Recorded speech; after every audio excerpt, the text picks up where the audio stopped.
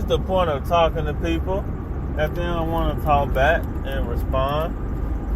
You know, we live life fighting for consistency and being cared for at any cost. You know, we will love people and want attention and care. We will hurt people and want attention and care. But what is the point of talking to people if they don't want to talk back? That's like forcing communication, you know? So it's not a healthy way to really approach yourself. I was talking to a really close friend of mine, and we was having a discussion, and she was trying to hang out, and I was having doubts about that I want to hang out at the moment, because I be having this thing about I be trying to play in my sleep. You know how you look at the weather, you look at the 4-day and the 7-day forecast? I be looking at the 72-hour and the 48-hour forecast of my day to see if I'm gonna get some sleep at night, because you know I don't be sleeping.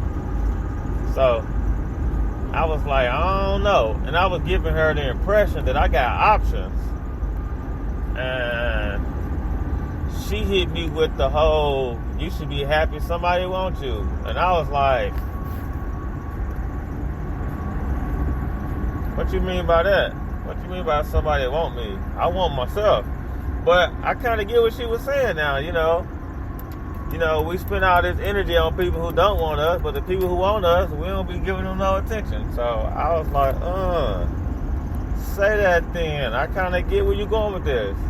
That's like, I don't know if that's human nature or what, you know, because as kids, you know, if you had something, you had it, but if somebody else had something, you would show giving that attention.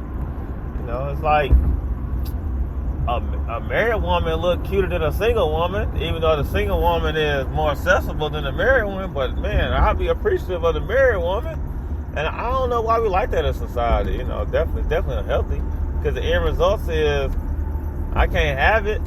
So I don't know why would you put yourself in a situation something you can't have. You know, if you want communication with somebody and you got communication, you should work and develop that communication. You shouldn't be so focused on who's not communicating. And I honestly been like that. I've been concerned with people who's not communicating than being concerned with people who are communicating. I'm easily accessible. Not for long, but I'm easily accessible. So if the communication is not there, it ain't on my end, you know. And people do grow old, get older. But I definitely value relationships. And I think this may be one of my downfalls. I value relationships more high than the person I'm having the relationship with.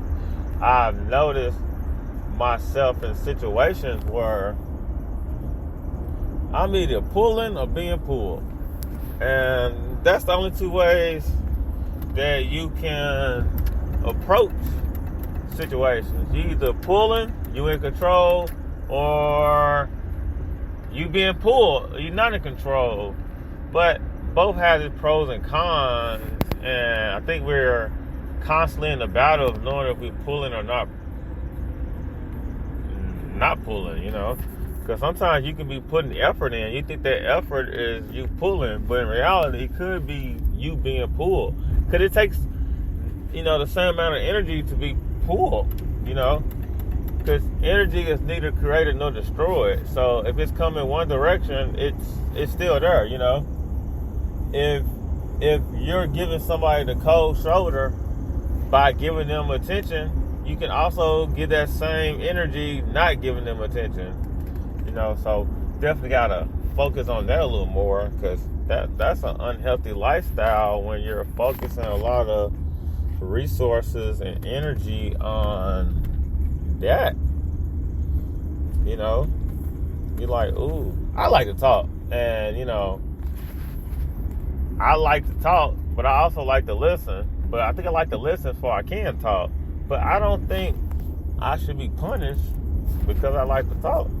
You know, my mom used to tell me to shut up, and I understand what she means by shut up, but you know, I think she was telling me to shut up because she didn't want to listen. You know, I definitely know when I'm interacting with Zoe, I would never tell her to be quiet. I always show her I'm listening, because that's one thing that hurt me growing up, was not being able to express myself and being punished for expressing myself. Like when I was in school, I was getting in trouble for talking, yes, but I was talking because when I got out of school, I didn't see these people because my mama didn't have transportation. So if you didn't live in my neighborhood, you know, and the people in my neighborhood weren't good friends. So I was at school trying to build friendships. And, you know, 20 years later, I catch myself in this same situation. I've gotten fired from jobs from, you know, trying to be friends with somebody, and they took it as, you know, I was trying to, well, I take that back. I ain't get fired. Let me backtrack. I left a job. Yes, I left the job because of that situation. I was friends with somebody at work, and I know we were friends because she was hooking me up with her friend.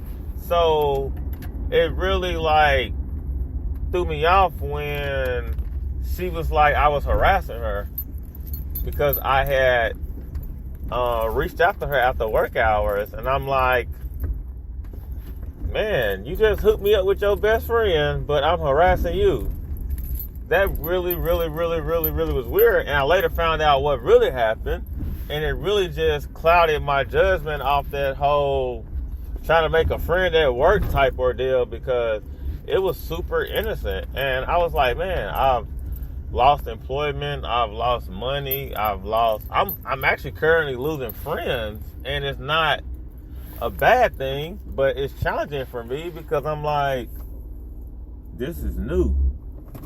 You know, I've been prideful of having this really good relationship with friends for the past 15 years. You know, I brag about, man, I got this friend, I got that friend, but I'm actually learning that these aren't the friends I need today. You know, a friend is somebody that would call me and be like, hey, check this book out. You know, a friend would be like, hey, let's start a business, let's start a podcast, let's do something, let's lead something. I catch myself being the one forcing interaction to improve people's lives. Like, I'm trying to do these things, and I'm definitely by myself, which is cool, but I'm trying to interact with my close net of people to help me get where I want to go. And that's not good, actually, because I'm no better than them. You know, I'm being friends because I'm using people. You know, I've lost the genuine friend mentality, because when I was creating friends, it was, this is why we are friends. Understood. But my closest friends have done me the worst. You know, my closest friends.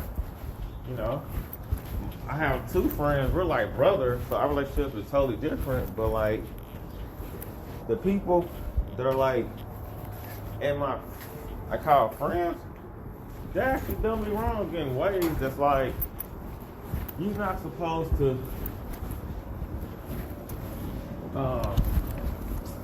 overcome those things. You know, you put those people in different categories. You don't keep them as friends. You put them in different categories. So I'm definitely guilty of that. And I have to definitely improve to the point that I can coach and help mentor people when they encounter these things, because people are always going to encounter these things, and they're going to look to who's able to help them deal with that particular struggle of being hurt by friends. Because I know somebody I can think off the top of my head is like my brother. You know, he's going to go through this with friends. And what would I tell him? How would I expect him to approach these situations? You know, would I want him to just take advantage of and not say anything? Or would I want him to do something? So there's definitely got to be our approach with the friendship thing and making these friends. Because, like I said, you're either being pulled or you're pulling. So I definitely want to keep that in mind. All right.